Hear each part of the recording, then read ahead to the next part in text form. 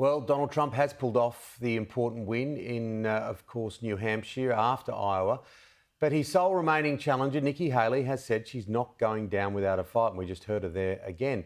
Joining me is Larry Sabato, Director of the University of Virginia Centre for Politics.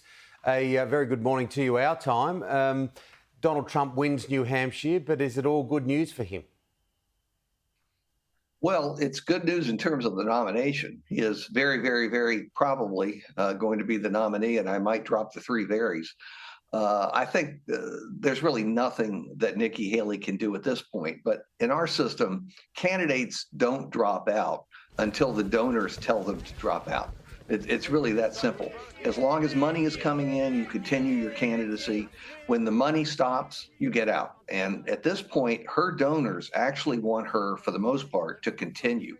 They want her to go through South Carolina and possibly all the way to Super Tuesday, where you have more than a dozen states voting on the same day, which is March 5th. So this could be a little longer than expected, but it isn't going to determine the outcome, which is preordained now.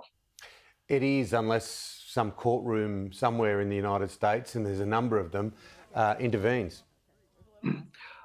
There's no way that will happen before late spring or summer, if it happens then.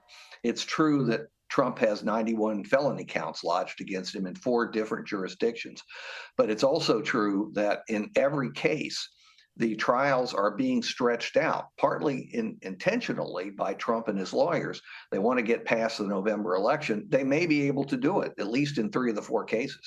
There is a subtle irony, though, isn't there, as Donald Trump marches through Iowa and wins in New Hampshire, that Joe Biden and the Democrats are almost rubbing their hands together because they know they're a better chance of beating Donald Trump than they are of Nikki Haley.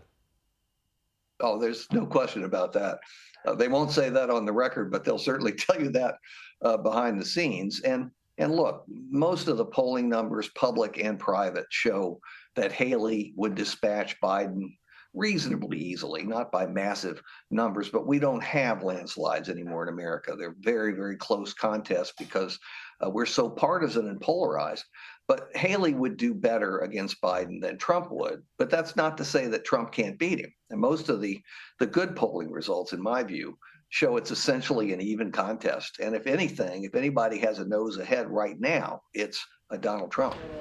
But there were some signs out of New Hampshire in and around independents showing a worrying sign for Donald Trump. Yes, he's not appealing to the key swing voters, independents. Now, we don't have an enormous number of independents. The polls say we do, but the fact is they're hidden partisans. They're Democrats who say they're independents, they're Republicans who say they're independents, but they almost always vote for their real party.